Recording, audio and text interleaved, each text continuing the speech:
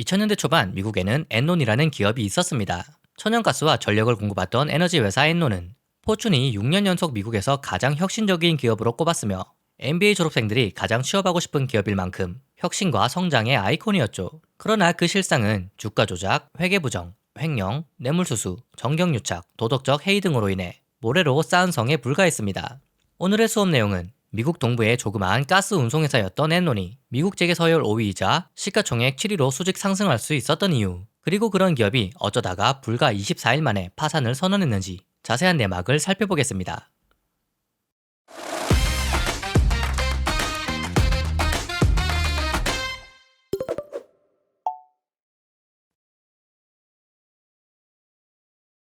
(1942년) 미국 미주리주 조그마한 농촌 마을에서 태어난 케네스 레이. 실내 화장실도 없는 집에서 가난한 유년 생활을 보낸 그는 부자가 되겠다고 다짐합니다.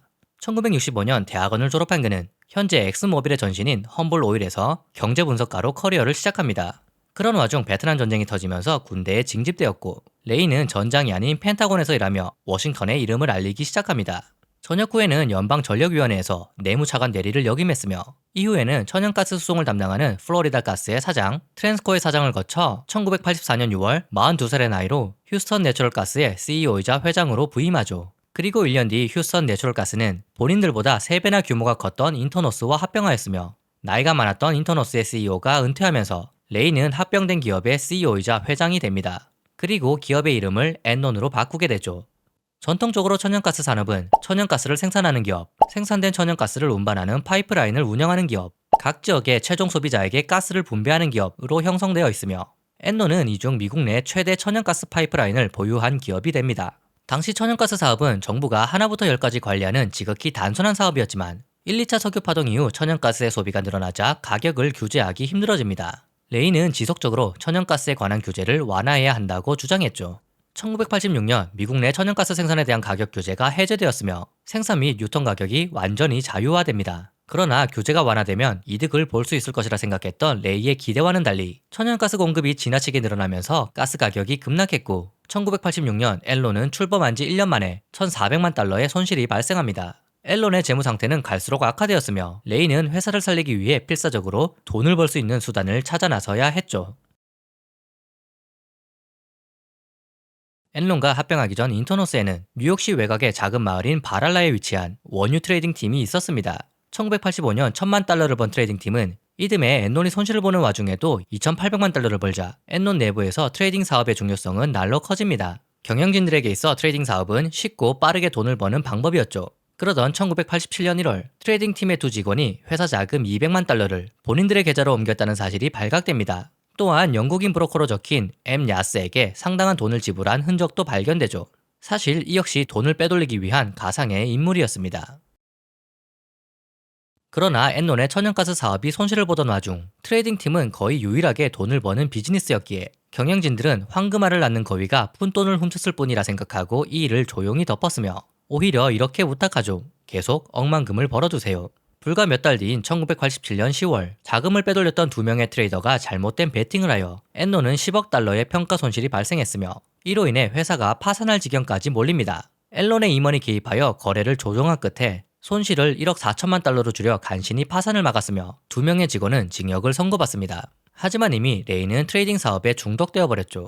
바랄라 사건은 단지 직원 2명의 일탈이었을 뿐 엄청난 돈을 버는 트레이딩 사업이야말로 엔론을 성장시킬 사업이라 생각했으니까요.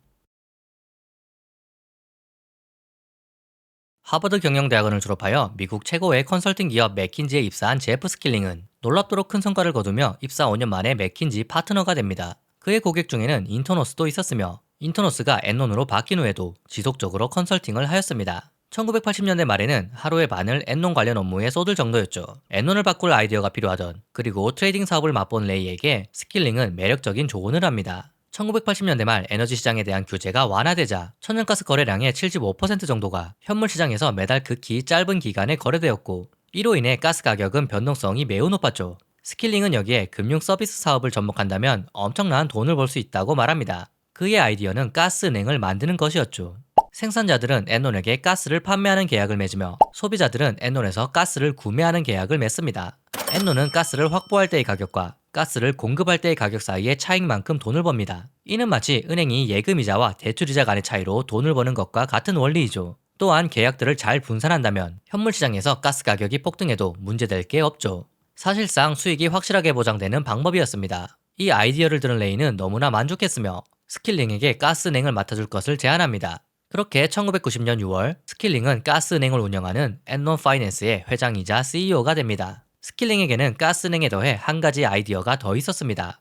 단순히 천연가스를 중개하는 것을 넘어 엔논오일 직원들이 석유를 트레이딩했던 것처럼 천연가스를 트레이딩하는 것, 그리고 천연가스를 대상으로 콜옵션, 풋옵션, 스왑, 선물 등 파생상품도 만들어 트레이딩하는 것이었죠. 스킬링은 엔논을 더 이상 천연가스를 생산하고 이동하는 에너지 기업이 아니라 금융회사로 변모시키고자 했습니다. 또한 그는 돈이 최고의 원동력이자 유일한 행복이라 여겼으며 돈만 벌 수 있다면 누구라도 개의치 않고 뽑았습니다. 이러한 CEO 밑에서 사업을 설계한 루렁 페이 역시 정상적인 인물은 아니었죠. 페이는 트레이딩 데스크에서 엄청난 능력을 바탕으로 계속해서 돈을 벌었기에 그가 동료나 부하 직원을 얼마나 혹사시키든 직원들을 이간질하든 회사의 절차나 규정을 무시하든 스킬링은 모두 눈감아 주었습니다. 심지어 그는 매일 밤 퇴근 후 스트릿클럽에 직원들을 데려가 회사 돈을 마구 썼으며 트레이딩 데스크에 스트리퍼들을 데려오기까지 했죠. 또한 스킬링이 엔논에 입사하기 위한 조건으로 요구한 사항이 있었습니다. 대부분의 기업이 사용하는 역사적 원가 회계가 아닌 시가평가 회계를 사용하는 것이었죠. 일반적인 회계 기준 하에서는 장기 계약을 체결하여도 한 번에 수익을 기록하는 것이 아니라 계약 기간만큼 나누어 수익을 조금씩 장부에 기록합니다. 그러나 시가평가 회계 기준에서는 거래 기간 전체에서 발생하는 수익을 추정하여 현재 시점에 곧바로 회계 장부에 수익으로 기록합니다. 즉 공공사업체에 10년간 천연가스를 공급하는 계약을 맺으면 지금부터 10년간 발생하는 모든 수익을 계산해 지금 당장 수익으로 인식하는 겁니다.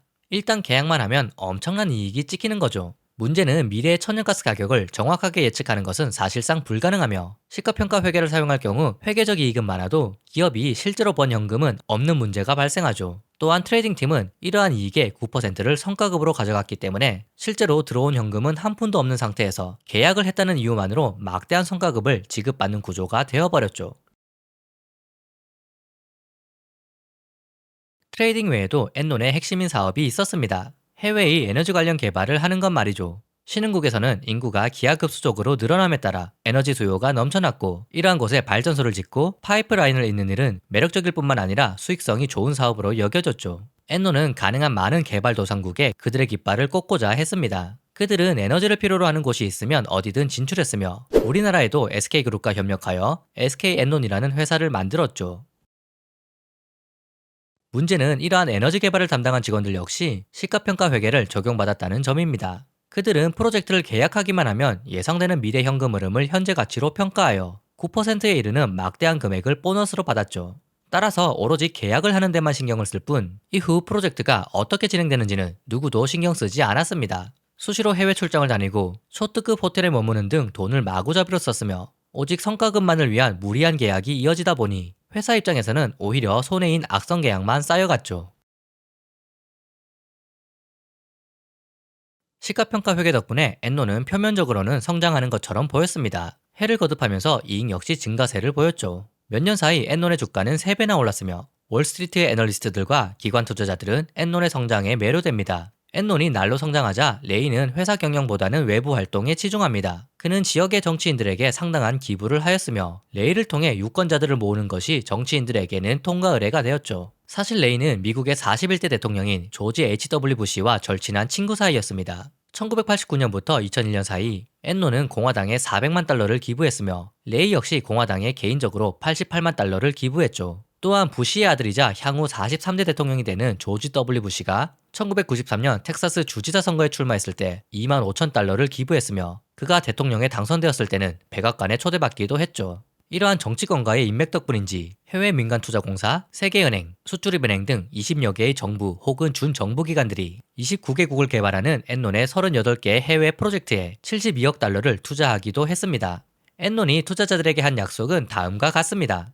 매해 회사의 이익을 15%씩 성장시키겠습니다. 보상을 대부분 스탁옵션으로 받은 엔논의 경영진들은 엔논의 주가가 가능한 빨리 오르는 것을 목표로 하였고 이를 위해서는 본인들이 약속한 15%의 성장을 무슨 일이 있든지 달성해야 했습니다. 그러나 1996년 엔논은 목표치인 15%보다 모자란 12%의 성장을 기록하였고 애널리스트들은 엔논을 의심하기 시작합니다.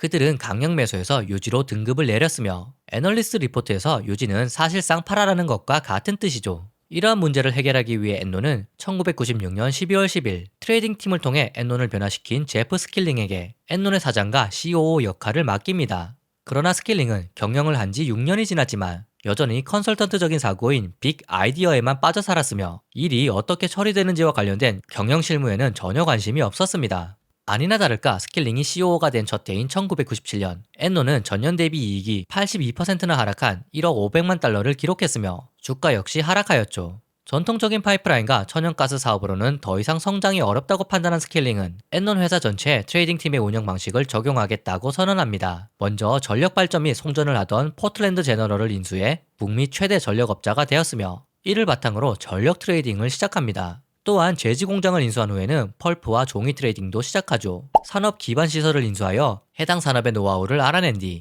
이를 이용해 트레이딩 사업으로 돈을 버는 것, 이것이 스킬링이 생각한 엔론의 미래였습니다. 또한 엔론은 돈이 되는 것이라면 무엇이든 트레이딩했습니다. 석탄, 철강, 목재, 화물, 금속, 심지어 날씨 파생 상품과 신용 파생 상품까지 트레이딩하였죠.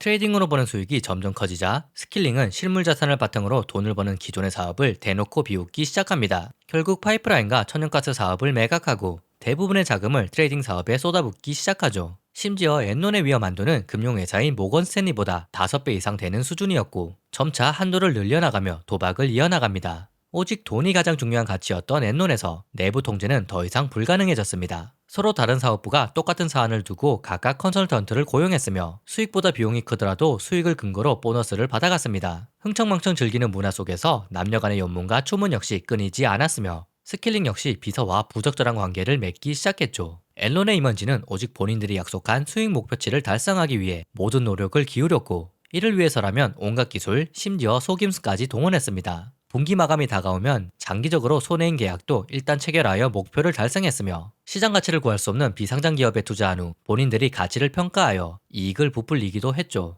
이렇게 해도 목표 달성이 불가능해지자 결국에는 회계 부정까지 저지르게 됩니다. 트레이딩 팀이 벌어들이는 수익만으로는 스킬링이 원하는 신규 사업을 진행하기 힘들었습니다. 이미 엔론은 막대한 부채가 있어 은행에서 대출을 받을 수도 없었죠. 결국 엔론은 자금을 조성하기 위해 증권화를 이용하기로 결정합니다. 증권화란 기존의 대출 채권이나 현금 흐름을 발생시킬 수 있는 자산을 유가증권 형태로 투자자에게 발행하여 자금을 조달하는 방법입니다. 예를 들어 택시회사에서 현금이 필요하다고 생각해 봅시다. 가장 간단한 방법은 보유하고 있는 택시를 매각하면 됩니다. 그러나 택시를 매각하면 더 이상 영업을 할 수 없으므로 택시회사는 문을 닫아야겠죠. 이때 택시를 매각하지 않고도 현금을 조달할 수 있는 방법이 증권화입니다. 택시회사가 택시를 운영해서 벌어들이는 미래의 현금 흐름의 일부를 담보로 자산유동화 증권을 발행하면 이 ABS를 구입한 투자자는 택시회사에서 벌어들이는 현금의 일부를 미래에 정해진 기간 동안 받을 수 있습니다. 이때 ABS의 담보물은 택시가 됩니다. 만약 택시회사가 약속된 현금을 지불하지 않으면 택시를 차압한 후 매각하여 원금을 회수할 수 있죠. 즉 ABS는 당장 현금이 필요하므로 미래에 벌어들일 현금에서 빌려오는 방법입니다. 엔론은 본인들이 보유하고 있는 에너지 자산을 매각하는 것이 아닌 증권화를 통해 유동화하고자 했으며 이를 위해 앤드류 파스토우를 영입합니다. 콘티넨탈 은행에서 증권화를 담당했던 파스토우는 스킬링의 제안을 받아 1990년 엔론에 입사하였고 이듬해인 1991년 파스토우는 부의 거래를 실행합니다. 엔론은 캡터스라는 특수 목적 법인을 설립한 후 에너지 자산을 캡터스에 매각하고 캡터스는 이를 ABS로 발행하여 유동화하죠. 이를 통해 엔론은 자산 매각에 따른 수익을 즉시 기록할 수 있고 에너지 자산에서 발생하는 부채는 엔론이 아닌 특수 목적 법인으로 넘겼습니다. 캡터스가 성공적으로 진행되자 파스토는 새로운 부의 거래를 진행합니다.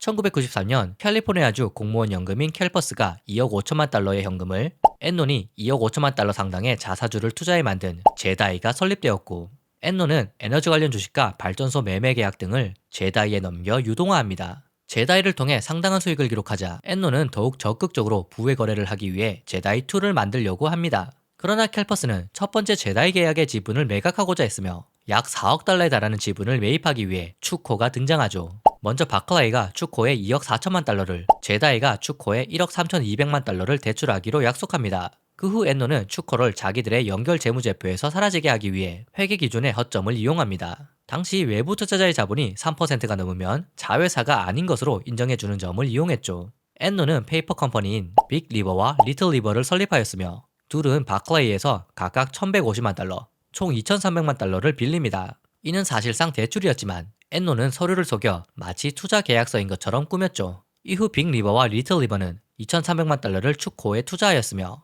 엔논의 직원들도 개인 자격으로 12만 5천 달러를 추코에 투자합니다. 이렇게 모인 돈으로 캘퍼스의 제다이 지분을 매입했죠. 회계적으로는 약 4억 원의 자금 중에서 자기 자본이 3%를 넘으므로 추코는 엔논의 연결 재무제표에서 사라집니다. 그러나 빅 리버와 리틀 리버는 사실상 대출로 자금을 조달한 것이므로 실제 자본금은 0.03%에 불과했고 레버리지 비율이 3161배에 달하는 미친 구조였죠. 더군다나 추코가 제다이에 자금을 대고 제다이가 다시 추코에게 자금을 대는 방식은 오직 엔논의 주가가 상승해야지 버틸 수 있는 구조였습니다. 제다이와 추코 외에도 엔논은 3천여 개에 달하는 특수 목적 법인을 설립한 뒤 엔논으로부터 자산을 매입하여 엔논이 지속적으로 수익이 발생하는 것처럼 보이게 하고 부채는 특수 목적 법인의 재무제표로 숨겨버렸습니다. 또한 이곳에 투자한 엔논의 직원들은 관리비 명목으로 매년 수십만 달러를 챙기기도 했죠. 엔논이 현금 창출을 위해 사용했던 기법에는 선납도 있습니다. 체이스 맨하탄, 시티그룹, 메릴린치 등의 은행은 페이퍼 컴퍼니를 세운 후 이곳에 대출을 해주고 엔논은 이러한 페이퍼 컴퍼니에 천연가스나 석유를 공급하는 계약을 체결합니다. 페이퍼 컴퍼니는 이에 대한 대가로 대출받은 자금을 엔논에게 선지급하죠. 그 후 반대로 페이퍼 컴퍼니가 엔논에게 천연가스나 석유를 공급하는 계약을 체결하며 이는 일정 기간 동안 나누어 가격을 지불하기로 합니다. 결국 둘 간에는 물건을 주거나 받은 적도 없고 사실상 은행으로부터 대출을 받아 이자를 지급하는 것과 다름없는 계약입니다. 그러나 엔노는 이를 마치 천연가스를 파는 영업활동인 것처럼 회계 처리하였고 이러한 거래로 86억 달러의 자금을 조성합니다. 이전의 선수금은 새로운 선수금으로 돌려막았죠. 엔노는 구조화 금융을 통해 연간 200억 달러의 자본을 조성했으며 부의 거래를 통해 부채를 늘리거나 주식을 발행하지 않고도 마술을 부리듯이 돈을 만들어냈습니다. 엔논의 현금 흐름 중 절반 이상이 특수목적법인과의 거래를 통해 창출될 정도였으니까요. 분기 마감이 다가오면 파스토는 회계 부정을 통해 수익, 자금 흐름, 투자 자본 수익률 등 모든 재무제표 숫자를 임원진이 원하는 방향으로 맞춰주었고 1998년 봄 결국 엔논의 최고 재무관리자인 CFO 자리에 오릅니다. 권력을 손에 쥔 파스토는 점차 탐욕스러워졌으며 본인 그리고 최측근을 이용해 자금을 횡령하기에 이르죠. 앨런은 초고속 인터넷 서비스 업체인 리듬스 넷커넥션에 1000만 달러를 투자했고 1년 뒤 주식이 IPO를 하자 급등하여 지분 가치는 3억 달러가 되었습니다. 그러나 엔노는 1999년 12월까지 주식을 팔지 못하는 락업 계약이 걸려 있었으며 주가가 움직이면 시장 가격을 반영하여 손익계산서에 이익이나 손실을 그대로 반영해야 했죠. 막 상장한 주식이기 때문에 이를 해지할 수 있는 수단도 없었습니다. 스킬링은 이미 올라간 주가를 손익계산서에 그대로 확정시킬 방법을 찾기 시작했으며 언제나 그렇듯 파스토가 그 방법을 찾아냅니다. 먼저 엔노는 LJM1이라는 특수목적법인을 설립합니다. 그 후 파스토 명의로 LJM이라는 사모펀드를 설립하여 100만 달러를 투자하고 두 곳의 투자자로부터도 총 1,500만 달러를 투자받습니다. 또한 LJMO는 엔논으로부터 자사주 340만 주를 1억 6,800만 달러 가치로 받은 후 6,400만 달러의 약속어음을 지급합니다. LJM1은 LJM 스왑 서브라는 자회사를 만들고 LJM1과 파스토의 또 다른 사모펀드 LJM 스와코는 스왑 서브에 375만 달러와 8천만 달러치 엔논 주식을 투자합니다. 그 대가로 스왑 서브는 앨런에게 리듬스 주식에 대한 풋옵션 1억 400만 달러치를 발행합니다. 자기 자본이 3%를 넘었으니 LJM1과 스왑 서브는 엔논의 재무제표에 나타나지 않았으며 앨런 입장에서는 1억 6,800만 달러치 주식을 주고 약속어음과 풋옵션을 합쳐 1억 6,800만 달러치를 받았으니 대차대조표 자산에도 변화가 없습니다. 리듬스의 주가가 떨어지면 스왑 서브에게 풋옵션을 행사해 수익을 거둘 수도 있죠. 그러나 이는 투자 위험을 제3자에게 전가하는 것이 아니라 엔논의 자사주로 막는 꼴밖에 되지 않습니다. 리듬스 주가가 떨어지는 와중 엔논의 주가도 같이 떨어져 버리면 스왑 서브는 풋옵션 계약을 이행하지 못할 테니까요.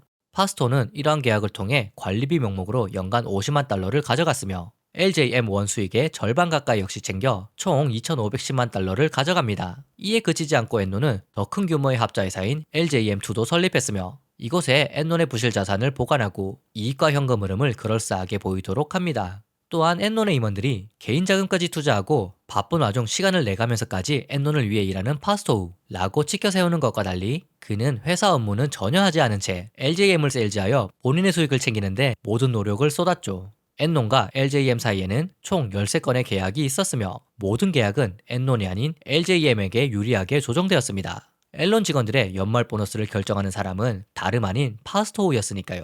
결과적으로 파스토는 LJM을 통해 17,765% 수익률 총 4,500만 달러를 벌어갑니다.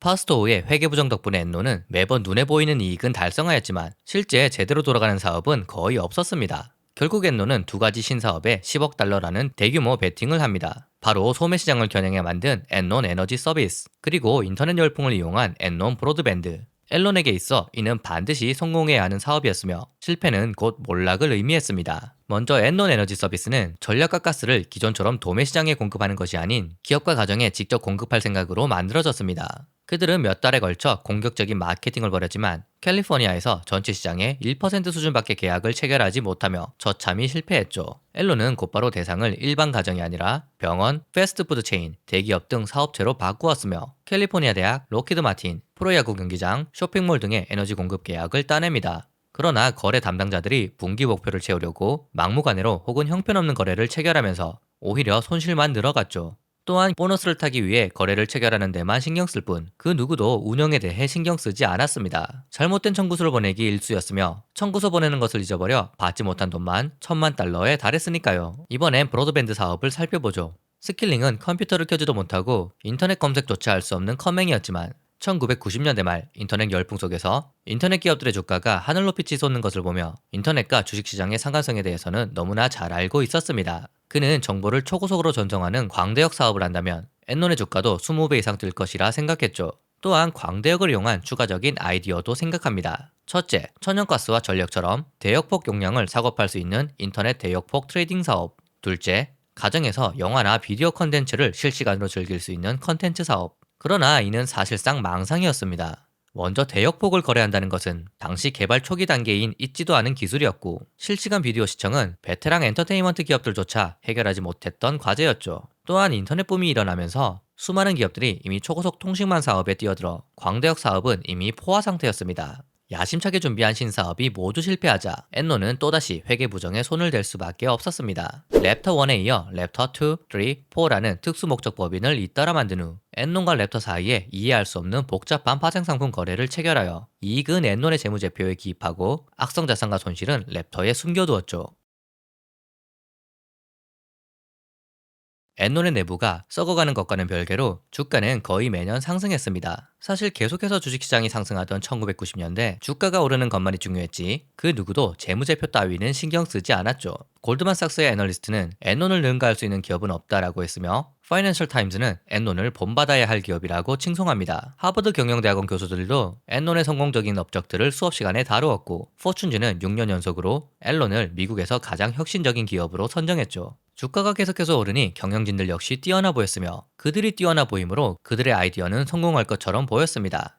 2000년 1월 19일과 20일 현실성이 전혀 없는 광대역 사업 비즈니스를 발표했음에도 불구하고 애널리스트들은 이를 최고의 아이디어라 칭찬했으며 하루 만에 주가는 26% 상승합니다. 주식시장이 강세를 보일 때 비관론을 펼치는 애널리스트는 어김없이 해고되었기에 애널리스트들은 돈을 벌고 유명해지기 위해 엔논에 대한 낙관론을 계속해서 유지해야 했죠. 그렇다고 모든 애널리스트가 그런 것은 아니었습니다. 일부는 엔논의 수익과 실제 현금 유동성 간에 상당한 차이가 난다는 점을 파악하고 부의 부채를 통해 수십억 달러의 손실을 숨겼다는 사실을 파헤치기도 했죠. 크레딧 스위스에서 애널리스트로 일하던 존 올스는 엔논에 대해 사실상 매도를 의미하는 유지 의견을 내었고 파스토우는 이를 못마땅하게 여겼죠. 올슨이 메릴 린치로 이직하자 파스토우는 만약 당신들이 계속해서 올슨을 고용한다면 우리와 어떠한 비즈니스도 하지 못할 것입니다. 라며 메릴 린치를 협박합니다. 결국 메릴 린치는 올슨을 해고하였고 그 직후 앨런에게서 5천만 달러 상당의 프로젝트를 따냅니다. 이를 본 증권사들 중 그 누구도 엔논의 심기를 거스르지 않고자 했죠.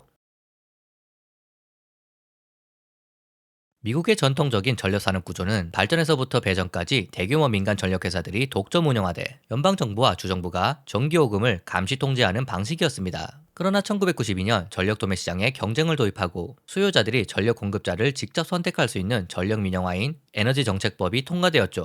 이를 토대로 1998년 4월 1일 캘리포니아주는 미국에서 가장 먼저 전력 민영화를 시행합니다. 이로써 전력 공급자들이 전력거래소에서 송배전 업체에게 경매로 전력을 판매하는 형태로 바뀝니다. 이를 기회로 본 엔노는 발전시설의 지분을 대규모로 매입하였죠. 여기서 전력시장 그리고 법률 시행 초기의 독특한 점에 대해 알아보죠. 전력은 보관이 불가능하며 오로지 실시간으로 송전만이 가능하지만 송전선에는 송전 용량이 제한되어 있기 때문에 전력의 수급과 배전은 수요와 공급에 맞게 반드시 사전에 계획되어야 합니다. 따라서 캘리포니아 전력거래소에서는 송전 전날 경매를 통해 매 시간대별로 가격을 설정하여 거래가 진행되었고, 독립시스템 운영국에서는 주의 송전망을 관리하여 전력 수급을 유지하고 혹시 모를 사태에 대비해 언제나 예비 전력량을 적절하게 확보했습니다. 또한 송배전 업체들이 시민들에게 지나치게 비싼 가격을 매기는 것을 방지하기 위해 전력 소매 가격에 상한선을 씌웠습니다. 정책이 시행되고 처음에는 전력 공급자들 사이에 경쟁이 치열하다 보니 전력 도매 가격이 낮게 유지되었습니다. 그런데 3개월이 지난 1998년 7월 9일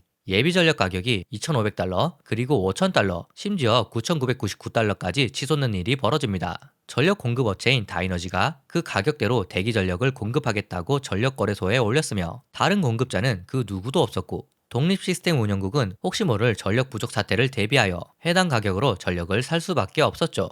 이러한 사태를 지켜본 엔노는 법의 허점을 이용한 실험을 합니다. 1999년 5월 24일 엔노는 전력거래소에 2900메가와트 전력을 다음날 공급한다는 계약을 체결합니다. 그리고 이러한 전력을 배전하기 위한 업체로 실버픽이라는 송전로를 선택합니다. 문제는 실버픽 송전로가 전력을 한 번에 15메가와트밖에 송전할 수 없기에 엔논이 계약한 2900메가와트를 송전하는 것은 사실상 불가능했죠. 당일이 되고 전력 공급에 문제가 생긴 것을 안 캘리포니아 독립시스템 운영국은 서둘러 대체 공급량을 찾을 수밖에 없었고, 당일 전력 가격은 70% 이상 치솟으며 캘리포니아 시민들은 700만 달러의 전기 요금을 추가로 내야 했습니다. 이 실험을 통해 엔노는 공급을 통제하여 돈을 벌 수 있다는 점을 깨닫죠. 1990년대 캘리포니아는 실리콘밸리에서 컴퓨터 기업, 닷컴 기업들이 고속 성장함에 따라 전력 사용량이 폭발적으로 증가합니다. 그러나 주 당국이 엄격한 환경 관련법을 시행하는 탓에 발전소를 추가 건립하기가 어려웠고, 전체 발전량 중 수력 발전의 비중이 40%나 되었습니다. 이런 와중 2000년 봄 가뭄이 오면서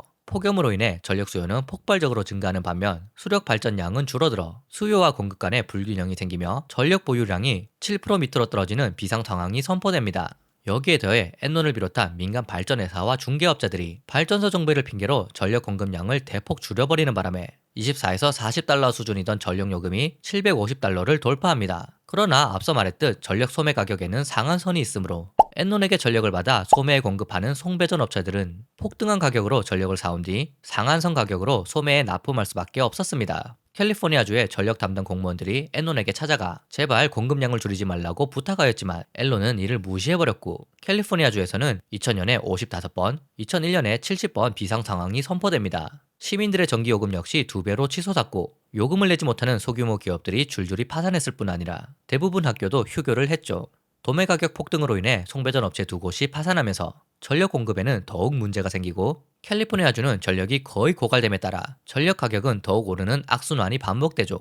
계속되는 대규모 정전으로 실리콘밸리 전체가 망할 위기에 처했으며 캘리포니아는 300억 달러의 손실이 발생하며 경제는 극심한 불황에 빠지게 되죠. 결국 2001년 3월 캘리포니아 주정부가 전력거래소와 도매전력 시장을 폐쇄하는 개입을 하며 전력 사태는 해결됩니다. 책임을 회피하고 싶었던 엔논과 켄 레이는 모든 문제가 캘리포니아 주지사이던 민주당 출신 그레이 데이비스의 잘못된 정책 때문이라 비난의 화살을 돌렸으며, 결국 데이비스는 주민 소환 이후 주지사직을 상실하게 됩니다. 그리고 그 자리에는 켄 레이가 지속적으로 후원하며 종종 만남을 가지던 공화당 출신 아놀드 슈워제네거가 제38대 캘리포니아 주지사로 당선되죠. 하지만 정전 사태를 이용해 엔논이 20억 달러 이상을 벌어들였다는 사실이 퍼지자 엔논에 대한 민심은 최악으로 나빠졌으며, 이제 월가의 사람들도 엔논이 그들이 주장하던 에너지 기업이 아니라 투기를 일삼는 집단임을 깨닫습니다.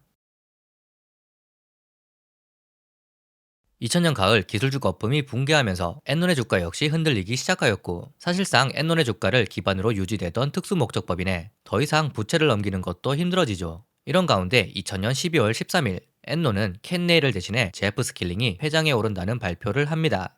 언론에서 스킬링에 대한 엄청난 기대를 하는 것과는 달리 엔논 내부는 이미 손댈 수 없을 정도로 무너져 있었습니다. 무리하게 추진한 해외 프로젝트는 대부분 중단되거나 인수자가 없어 손실만 기록했으며, 2000년 닷컴 버블이 꺼지자 통신 시장이 붕괴되면서 광대역 사업도 악화되었으며, 캘리포니아 전력 위기로 인해 엔논에 대한 의심은 날로 커졌죠.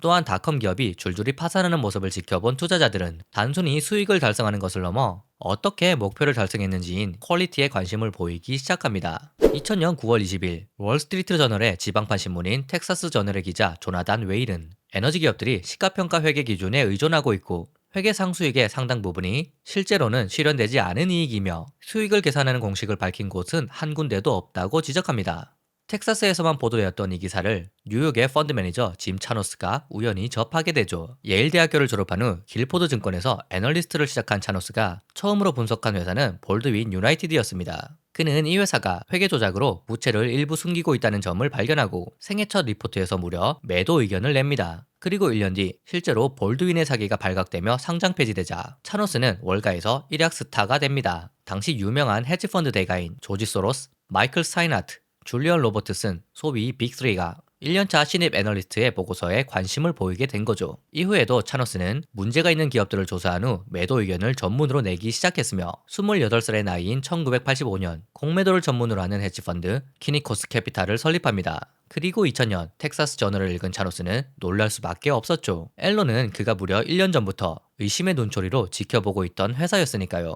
차노스는 곧바로 엔론의 과거 재무제표를 살펴보았으며 6주 동안이나 엔론의 재무제표 및 각 주에 나타나는 모든 특수목적법인에 대해 조사합니다. 그리고 캐면 캘수록 미심쩍은 생각이 들었죠. 그는 이미 통신회사들이 얼마나 곤란한 처지에 있는지도 알고 있었고 실제로 몇몇 회사들은 공매도 중이었는데 이런 상황에서 엔론의 광대역 사업부가 회계적으로 엄청난 실적을 올리고 있다는 점이 말이 안 되니까요. 그는 켄네이와 제프 스킬링이 상당량의 엔론 주식을 매도하고 있는 징후도 발견하며 회계장부 조작을 위한 랩터의 정체도 폭로합니다. 이를 토대로 차노스는 2000년 11월 앨런에 대해 대규모 공매도를 진행합니다. 이러한 소식이 알려지자 수많은 기자가 그를 방문했으며 그 중에는 포춘지의 베서니 맥린도 있었습니다. 차노스는 맥린에게 앨런의 어떠한 점이 수상한지 조언을 해줍니다.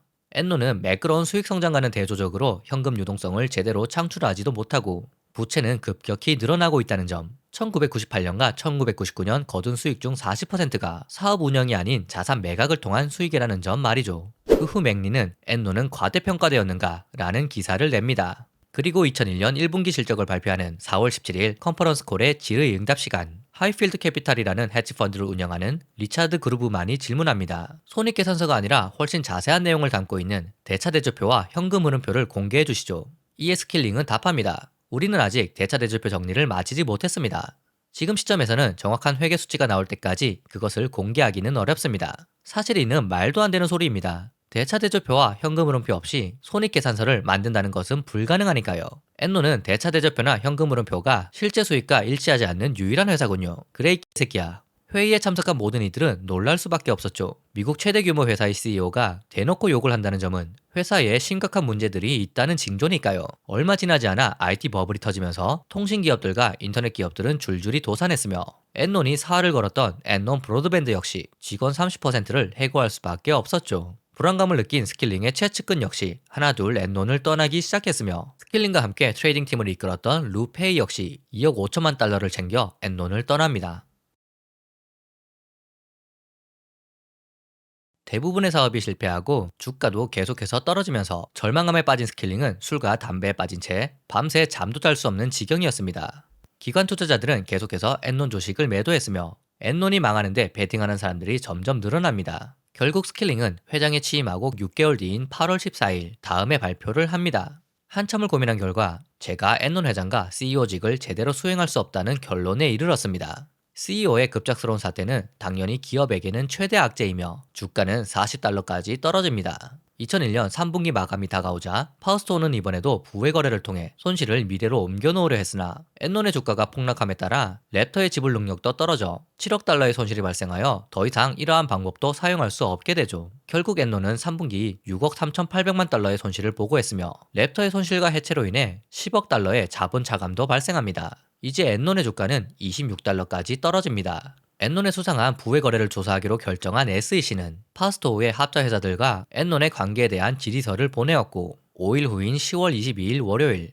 엔론이 SEC 조사를 받는다고 인정하면서 주가는 또다시 20% 하락한 20달러를 기록합니다. 결국 파스토우는 해고되었으며 엔론의 회계를 담당했던 아더 앤더슨은 엔논과 관련된 서류 1톤뿐만 아니라 3만여 개의 이메일과 컴퓨터 파일도 모두 삭제합니다. CFO가 해고되자 엔논의 현금 유동성이 말랐다는 소문이 퍼지고 단기 채권인 CP를 발행할 수 없게 되자 신용도에도 금이 가기 시작합니다. 엔논은 당장 30억 달러가 필요했지만 어느 누구도 엔논을 위해 나서지 않았죠. 10월 23일 SEC가 본격적인 조사에 착수하고 얼마 지나지 않아 엔논의 회계장부에 감추어진 비밀들이 차례차례 벗겨지기 시작합니다. 결국 엔논은 1997년 이후 모든 실적을 재발표해야 했으며 이로 인해 늘어난 손실액은 5억 8,600만 달러였습니다. 레이는 엔논을 위기에서 구하고자 전현직 재무장관, 페드 의장, 심지어 워렌 버핏에게까지 손을 벌렸지만 그 누구도 엔논을 도와주지 않았습니다. 결국 에너지 제국 엔논은 2001년 12월 2일 일요일 새벽 2시 미국 역사상 최대 규모의 파산 신청을 합니다. 엔논의 전 부회장이자 스킬링의 최측근인 존 클리프 백스터는 엔논이 파산하고 7주 뒤인 2002년 1월 15일 자택에서 권총으로 자살합니다. 2002년 2월 미국 상원에서는 엔논 관련 청문회가 벌어집니다. 그러나 앤드류 파스토와 켄 레이는 수정 헌법권을 사용하여 묵비권을 행사합니다.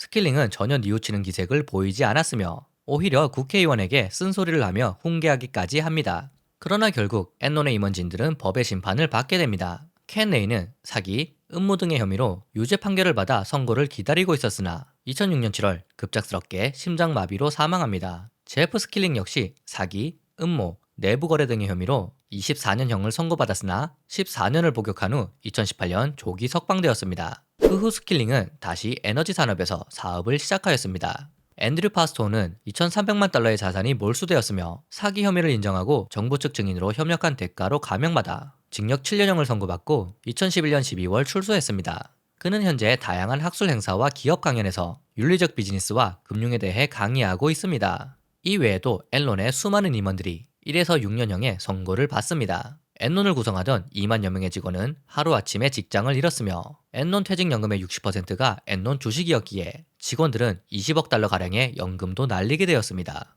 The peak I had about 348,000 and I sold it all for $1,200 was what I got for it when it was done. 엔론의 회계감사법인이었으며 미국에서 가장 오래된 회계법인 아더 앤더슨은 엔론의 회계 조작을 수년간 눈감아주고 있었다는 사실이 드러나면서 회계 업무 면허가 정지되고 회사는 문을 닫습니다. JP모건 체이스, 시티그룹, 메릴린치 등의 금융회사들도 피해 보상금과 정부 벌금을 합해 80억 달러를 지불하였죠. 엔론의 회계 부정을 밝히는데 결정적인 역할을 한 차노스는 엔론 공매도를 통해 5억 달러를 벌어들이면서 공매도의 제왕이라는 타이틀을 얻게 됩니다.